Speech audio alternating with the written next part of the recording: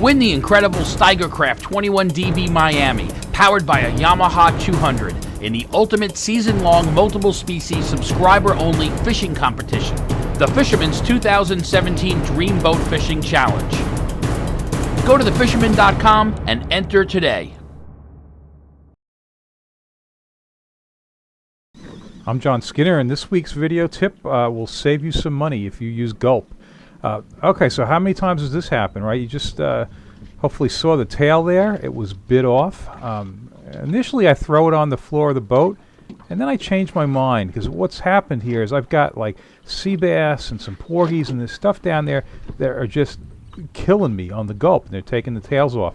So when that happens, what I'll do is leave that stub on. That's a 5-inch Berkeley Gulp swimming mullet, so that's a pretty substantial body on there. I will put that back on, or leave it on, just the stub, and then put on a otter tail bait strip, and specifically this one is called a long tail. It's curled, so it has very nice undulating action when you drag it through the water.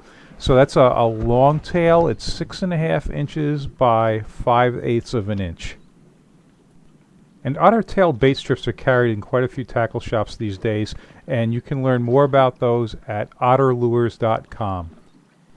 And the otter tails actually make very good baits just fished alone, but I have many times used them, as I did here, to get myself out of a situation where my Gulp is just getting eaten up by other fish. This is a way to keep a Gulp body on there, so you've got the scent and the bulk and the body of a Gulp bait, but you've got that undulating tail of the otter strip, and it's just a really dynamite combination. And the key thing is the otter tail is extremely durable. The sea bass, the porgies, whatever's down there, will not do any damage to the otter tail bait strip. So you can keep one of those things on for like an entire trip. So it's really a way to help save on Gulp or other baits when you've got what I would consider often to be interference fish down there just chewing your stuff up.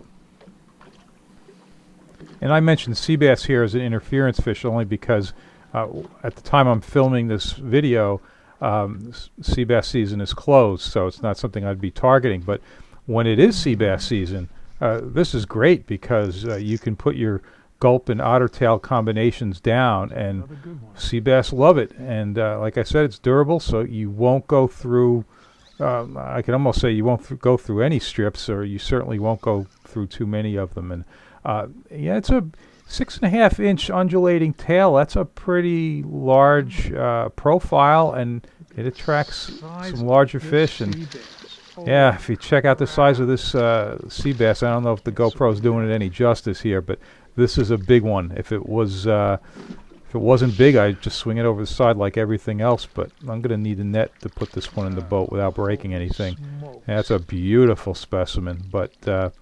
Yep, that one's going to have to go back, and that's okay. But, yep, give this a try, the otter tail over the Gulp, and I think it will save you Gulp in the long run, which saves you money, and it'll probably put more fish in the boat as well. Okay, I'll talk to you next week. Oops, almost forgot. Try keeping those otter tail bait strips in with the Gulp juice. It makes them even that much more attractive. All right. Win the incredible Steigercraft 21DB Miami, powered by a Yamaha 200, in the ultimate season-long multiple-species subscriber-only fishing competition, the Fisherman's 2017 Dream Boat Fishing Challenge. Go to thefisherman.com and enter today.